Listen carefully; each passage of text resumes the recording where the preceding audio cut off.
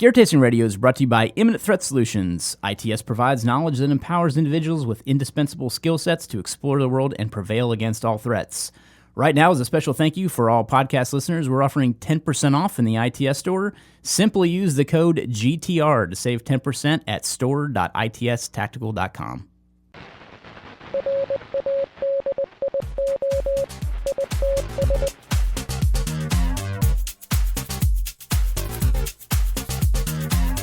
Welcome to Gear Tasting Radio, where we offer an in-depth look into the usage and philosophy behind the equipment in our lives. I am joined, as always, today by Rob Henderson. Hello. And we are trying a different format from deep within our new lair. As you can see. Yes. We have a new room to podcast in, and we apologize for any echo. There might be a little bit of echo going on currently. Keep it down. But we haven't quite finished configuring. We don't have anything on the walls, and everything's kind of laying around still. But we did get some paint on the wall, which is cool. This is our new paint color. It didn't come like this. Yes. But we're trying some new things. I wanted to change up the format a little bit. I know we've gotten some feedback on the video portion of this podcast, so I wanted to try something a little differently with it as well. So looking for feedback. So if you've got it and you're watching the video on YouTube, please leave it. Let us know what you think of kind of the new format. We're still playing with things, so feedback is important at this point, and if you got suggestions, let us know. So this episode, we wanted to finally do an episode about questions. Yeah. So we've got a whole stack of questions, some great ones we've been saving up just for this show, so we're just going to kind of take them one at a time and talk through them and let you know kind of what people are asking out there. So this one comes from Nick C. He says, I've been thinking about home security more and more after a recent string of break-ins in towns that border mine. Outside of home security, safety window film, and high-quality deadbolts, I started thinking about connecting cameras around the house. I've always been nervous that if there were ever an issue with an intruder, those cameras could be potentially used against me in the event of an altercation, regardless of my state's laws surrounding stand your ground and castle law. What are your thoughts? Do you have any cameras, and what's your view, internal, external, both? So, yeah, I mean, he said regardless of stand your ground law, but I don't think it's regardless. I think if you're within the law, you're within the law. Correct. And a camera only supports your claim. Yeah, it's just like with all the vehicle stuff that happens with accidents and things, I would much rather have a camera knowing exactly what happens because, I mean, if I'm at fault, I'm at fault. Right. But I think there's a lot of people out there that love to place blame. I know I had that happen to me. Some lady crossed over into my lane. We pulled over, we exchanged information, and she said her kid was standing up in the back car, and then all of a sudden her insurance company said, yeah, she didn't do it. Yeah. I'm like, okay, right. So, well, yeah, I mean, that camera supports you because correct. It's legitimate footage. I mean, on the other hand, if you don't have a camera and somebody were to come into your house and you got into an altercation, they could say, oh, well, no, he invited me in. Oh, he let me in. Right. And so, well, now you have a camera. No, I feel it protects your rights way more than it would do harm to the situation. So that would be my take on it. I would also recommend cameras for sure. Yeah. So you're talking about outside of home security, window film, high-quality deadbolts. Yeah, so you're specifically speaking about cameras and the view. So I make sure that all my angles are covered. So what I mean by that is that if you are setting up cameras, let's just say around your property, you want to make sure that if somebody messes with a camera, there's another camera capturing that. I like to think like that, and then it kind of helps you see angles of where cameras are set. You can't take down two cameras at once. Right. And not all security companies are going to do that for you, too. So you may say, oh, well, I paid a company to give me recommendations on where to put cameras. Most security companies don't think that, or most camera installers don't think that way. I've witnessed a couple of people that were trying to give advice on camera placement. I'm like, no. You want overlapping views, really, if you think about it, because you don't want to have dead spots either. That's a big thing. Personally, I think you should have a camera not only in front, kind of showing your fence area, but also a camera behind the fence showing, the angle of somebody coming in or entering too, because that's a big thing. I mean, if they jump a fence or something, that's now, illegal entry, and that's a big thing. So I would definitely look into that and make sure you have some some good cameras too. High quality cameras helps. Yeah, cost of cameras is falling, which is great. I always pitch that all the time because I've been there. I've bought the cheap cameras from the electronics company. I've installed them myself. And I told myself the last time that I upgraded and installed cameras that I was going to pay someone to do that work. And I did, and it was worth every penny because I got better cameras. It's a better system.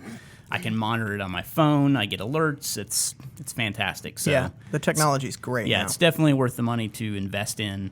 And I feel that of all the things that people spend money on, this is something that will pay dividends if something actually happens. And yes, I get it. There's a diminished return on investment somewhere in that, but at the same time, I don't know. Peace of mind. It's huge peace of mind. Yeah. Tremendous. So, anyhow, let's move on to the next question. Hope that answered your question, Nick. Appreciate it.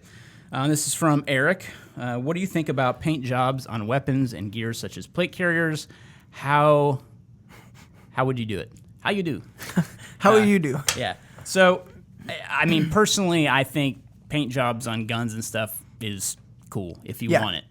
I'm not opposed to it. I would say guns 100%. Yeah. Plate carriers, I mean, I guess. Yeah. They make them in camo, you know. Yeah. I would rather just buy the pattern that I liked or I was familiar with. And I've actually been leaning away from pattern stuff and camo. I've really enjoyed, as I've mentioned before, ad nauseum on gear tasting on and everywhere else I can mention. I'm a really big fan of mass gray. Really? Yeah. Have you ever heard of that? Yeah. No, I think paint jobs on guns are fine. He says, how would you do it? I've had 3 or 4 people that I've helped paint guns, and you just got to get over the hump. Just do it. Just tape off the stuff you don't want painted and just spray it with Rust-Oleum, Krylon. I mean, any of your camo paints. I'm particular to a brand called, if I'm pronouncing it right, I hope I am, Avro or Averoe, I think is how it's spelled. Interesting. It's not in hardware stores. You can't go to a Lowe's or Home Depot, but the colors that they have are really better. So you can get a better range of, I don't know, camouflage-based colors. However, I did find a really good mass gray match in Rust-Oleum. Yep. So, and we can put that in the episode intro because I think I've talked about. Yeah, which I can color find the that color is. and then put that up For you mass gray nerds like me out there. I mean, I've rattle canned a plate carrier before, and it was okay. But the spray paint material, spray paint when you put it on any type of nylon, it gets real brittle, and so it's real scratchy, and it's not fun. I'm not a big fan of spray painting nylon gear. Yeah. So I mean, I've done it before a little bit, but I would probably never do it again. And the good thing about kind of a paint job too is I feel like when I first did that, I did that to one of my very first ARs that I had, and honestly, I haven't done it to one since. But however, I really enjoyed kind of the wear that it got. So as the paint job kind of wears off, it just looks used and looks neat. I just like that look. So yeah, and I've had people ask me, "Oh, hey, have you thought about Cerakote? You know, it doesn't wear off." Well, Cerakote's really expensive. A can of paint, you can paint it 3-4 times before the paint runs out. So if it's getting wear and you don't like that, just repaint it. Yeah, Cerakote's a great option. That's for something we could probably bring up too. You can always paint that on and bake it in your oven, and that's an option as well. However, you know, just like you said, it's an increased cost, and it's not really too much. It's not. I think it's getting better. It's getting user friendly now. So. Well, and I like the quickness of spray and the flatness. Obviously, if you're getting camo paint, make sure it's flat. Don't buy semi-gloss. Well, I had to do that with that mass gray color that I found in Rust-Oleum. I actually went back with a clear flat. That's right. So the clear matte. We'll put that in there too. Yeah. I forgot about that because the color was only available in that semi. Yeah, so that is that question. Moving on. Thanks for your question too, Eric. Appreciate it. Silas, love listening to Gear Tasting Radio on my commute. I've been wanting to get into lockpicking since I listened to that episode. Which lockpicking set from your website would you recommend for a beginner? So, on a skill level, on a beginner level, I would recommend just a standard 2-piece Bogota pick set. Yep. So that gives you a rake, a single pin pick, and then each of those pieces of the 2-piece set doubles as a tension wrench or torsion wrench, whatever you prefer. So you would use either the single pick or the rake, and then whichever pick you weren't using, to actually pick with would just flip over to the backside and use as the tension, which it's very featherweight tension, so you don't really need a lot. That's one of the biggest things I can give for advice without showing you that in detail. But whatever tension you're applying, use less. So anyway, that's what I would recommend for kind of the basic beginner set. Once you kind of learn the technique, I like to carry the 2-piece flat set, which does the exact same thing. They're just not twisted, so it's a little bit tougher to grip them, and the nuances of the feel of lockpicks don't translate as well into the flat set because they're completely flat rather than twisted, and you kind of have a better purchase. Yeah, on the. They're definitely less forgiving. Like you said, Right. when you're first starting out, you'll want a little bit of Yeah. wiggle room. But I always carry the 2-piece flat set in They're my just wallet. convenient. I literally tape them to the back of an old card, and I just always have them, and that's paid off time and time again. Just always having picks in my pocket. So, yeah, I just stick that card in my wallet and never have to think about it. So, got me out of quite a few jams. However, be aware of local laws. You always need to check the laws where you are in terms of carrying them, because most states, the way that they work it is that if you are using them while you're committing a crime, then they're classified as burglary tools. But if you're just carrying them and you're a law-abiding citizen minding your own business, there's nothing wrong with that in most states. I'm not going to say every state. There's a really great guide from Yep. Tool. We'll put that up in the episode intel, and that's the Open Organization of Lock Sport or Lock Picking. I don't know, something like that. But it's a great resource to check your actual each state and they update statute. it too. It's a really good map. So thanks for the question, Silas. Moving on to Joshua. Brian, Rob, I've listened to your podcast and read your articles about productivity and the getting things done method. Oh, yeah. I'm excited. Oh, yeah. I love all of your content and have purchased the Getting Things Done book. I've recently purchased OmniFocus 2 on your recommendation to begin my own productivity enhancement. I know you've spoken about backing up your stuff into the cloud. Do you guys recommend backing up to the OmniFocus server? Rather, do you trust it, or do you have an alternate backup method you prefer? Honestly, I hadn't thought about it. I use their server. I do too. Yeah. And I think it's because I don't really have anything that I would really consider sensitive in OmniFocus. It's not a big deal to me if somebody were to gain access to the fact that I need to take my grandma to lunch, or something like that. And that is a good point for OmniFocus. I don't put any type of passwords or login information or anything like that into the system. It's purely for task tracking. So the data being compromised really wouldn't bother me. Yeah, I'm trying to think about that on my level. I mean, I have a lot of work task stuff in there, but I don't necessarily, have plans on how to build something, or it's not that kind of sensitivity. Yeah, I mean, and they use encryption, so I'm not exactly. And honestly, it's been super convenient for me whenever I get a new device to just be able to spin up on their server rather than try to do backups manually. Yeah. So as a convenience, and that's a factor great point too. if you have to reinstall stuff or you move to another computer. Yep. I always think of it in terms of that too. So meaning if my computer burns up in a fire and I have to leave it behind, am I going to be able to get back online? Right. And with that OmniFocus server, all I would have to do is install the program on a new computer,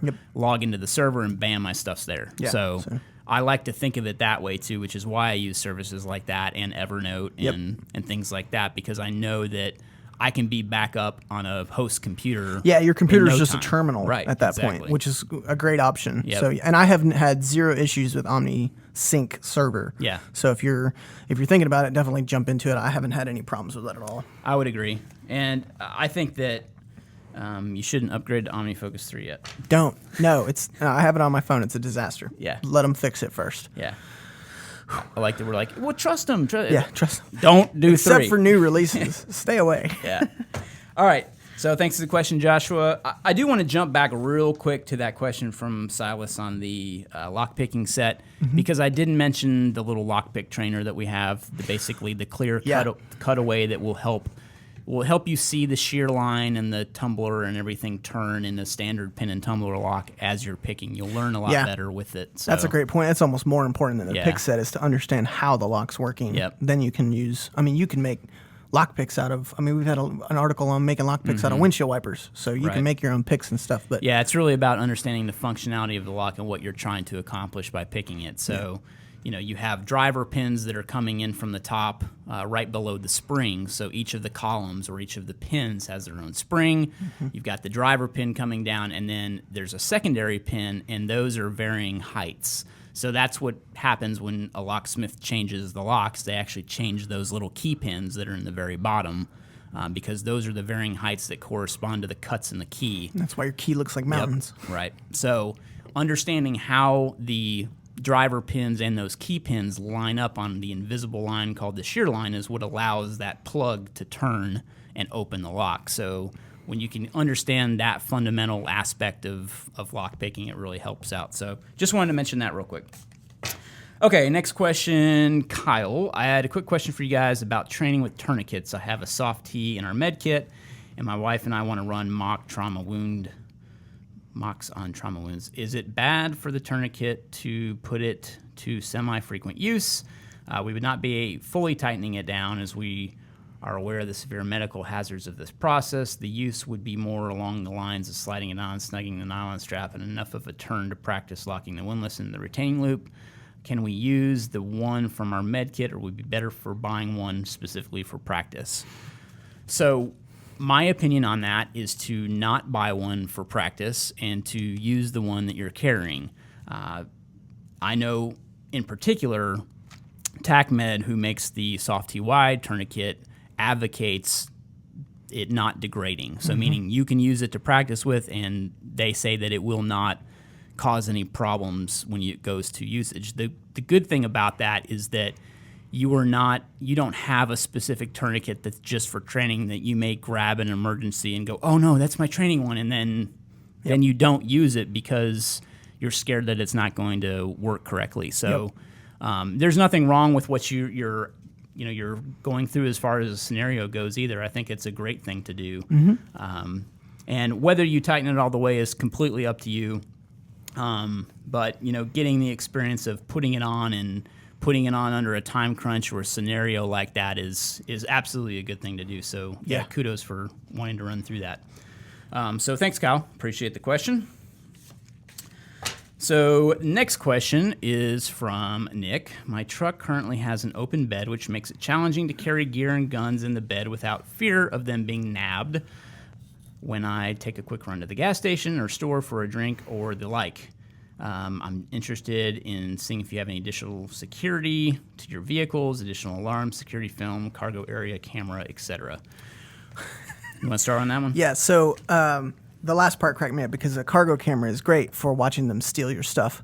But, I mean, the answer to this question, and I find that when I go to the range, what happens if I stop at the gas station? Don't stop at the gas station. I mean, if you're traveling with sensitive items like that and you don't have a way to lock them down, then don't leave them unattended. I see a lot of people get like truck lock boxes and things like that, but I almost think that especially those bed-mounted toolboxes make you a little bit more of a target for theft because people know that tools go in toolboxes, and so I don't know. Well, I tend to agree with that philosophy. If I was going to carry things like that, I would put them inside the cab of the truck, and out of sight, out of mind. I would put something over them to where it didn't look like I had that, because kind of the whole hide your stuff from view aspect is really what's important with that. Yeah, if they can't see it. In my opinion, yeah. Yeah. The other option, is one of those like low profile lock boxes.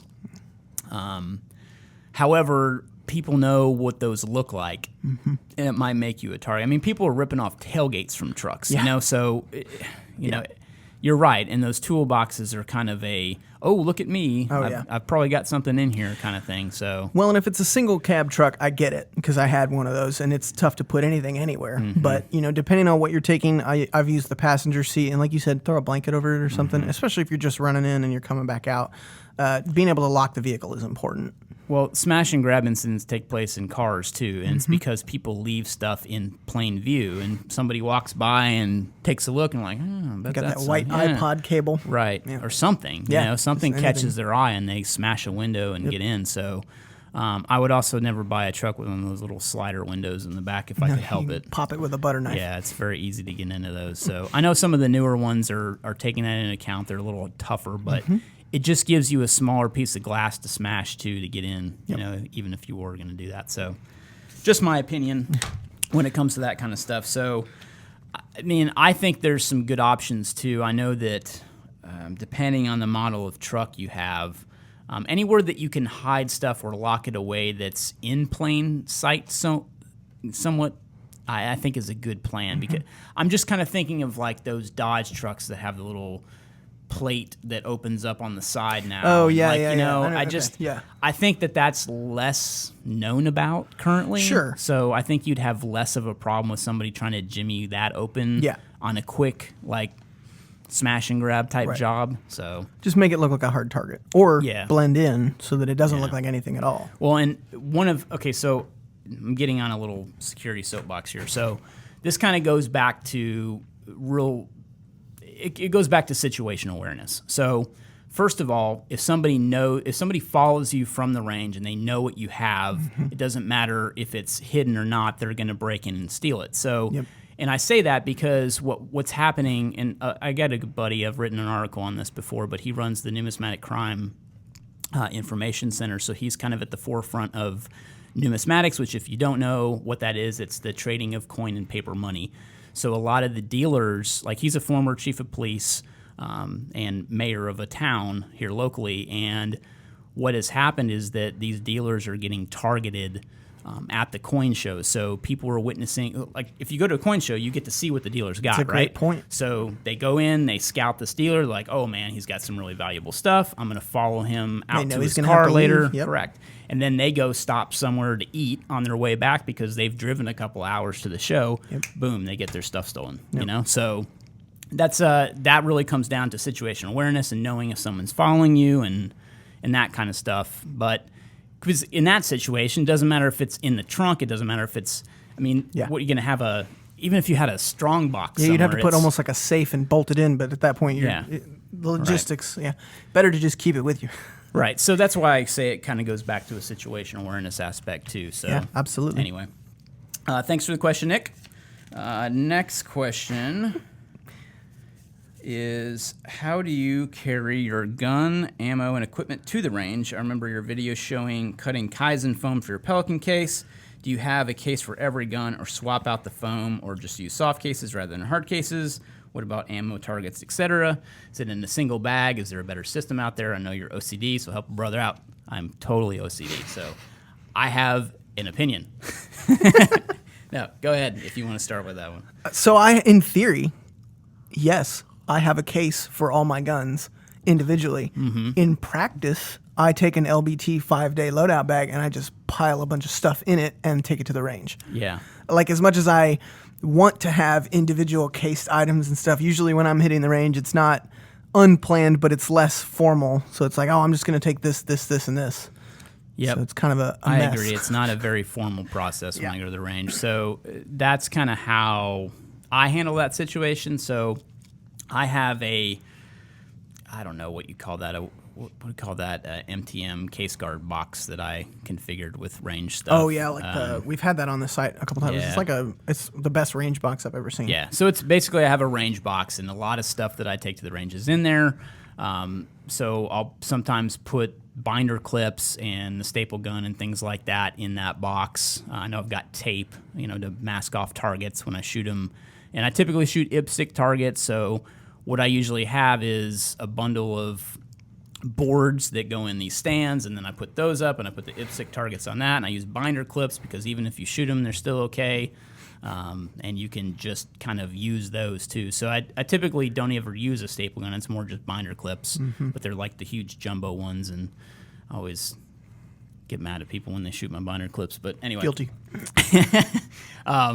Either way, so that's kind of that loadout. And there's really no good way to take that other than to kind of tie up the wood together so it's not just loose pieces of wood. So I've got that kind of going. And the stands don't really have a good way to transport them other than to just lay them down by themselves. And same with steel. If you're shooting steel, same thing, and you just kind of load it in. Yeah. And I always double check like the screws on those stands to make sure I'm not going to lose the little set screws to put the boards in, because that would be a bad day. Yeah. And I actually should probably carry some backups to those, and I don't. So I'm glad I reminded myself of that. We'll put that in the notes. Yeah. So, and then typically I like to carry soft cases, and that's my preferred method for transporting. I think that hard cases they just take up an enormous amount of space, and I tend to not want to take those if I don't have to. Mm-hmm. So it just really depends on what I'm shooting and where I'm shooting and things like that. If I'm traveling, obviously everything's in a hard case. Yep. Typically, taking that through the airport and declaring it and everything. So there's really nothing I can do about that. And typically I don't travel with more than like a long gun and an AR and a pistol, because it's hard to fit those all in one case. Yeah. And then it just becomes enormously heavy to drag through the airport, along with a roller bag for all the other gear. So anyway, that's kind of a standard. There's a whole process. Yeah, standard loadout. And I always typically have my ammo in one of the actual ammo cans, and I'll take multiple ammo cans if I'm shooting different kinds of ammo. So I typically always have that. So there's no real all-in-one solution, in my opinion. It would be way too heavy. Yeah, and I just take the ammo cans for the convenience factor. I mean, if I was really trying to scale down and save weight and things like that, I would put them in, I would put loose rounds into a bag or something like that. But I've just not gotten to that point. I like I like the ease of use of the ammo cans. It's a little more portable, and it's like it's almost like glamping versus like lightweight backpacking. Yeah. When I go to the range, it's 100% glamping. I would be able to pull up. Sometimes there's a table I can put all my stuff on. Yeah. You're just unloading bunches and boxes. Absolutely. So hope that gave you some food for thought, Nick. Appreciate the question on that one too. That's about all the time we have for some questions today on Gear Tasting Radio. Hope you enjoyed it. We finally got to some questions. See you guys in another year when we do the next questions ones. Yeah, and again, give us some feedback. So obviously, new podcast setup. Know it's a little echoey. Apologize for that again. We're going to fix that part. But let us know what you think. If you have some suggestions, please let us know. And as always, use the pound tag Gear Tasting on any social media network. If you've got questions, we'll find them and either answer them here on Gear Tasting Radio or on our other video, platform, whatever. Our other video, our questions over coffee there. And be sure while you're checking us out on Apple Podcasts, hopefully you're subscribed. If you're not, we would very much appreciate your subscription. While you're there, leave us a review. You've been leaving reviews, and they've been very funny, so we'd like to keep reading them. So keep it up. Hopefully you give us a 5-star review. It helps us get the podcast into more eyes and more visibility and helps grow the show. So again, we appreciate it. Check out that episode intel. We'll put some of the stuff we talked about from the show in there. We've also got a link in there to our crew leader membership. It's kind of our way of giving you guys back something in return for your help supporting the show. So thank you again, and we'll see you next week.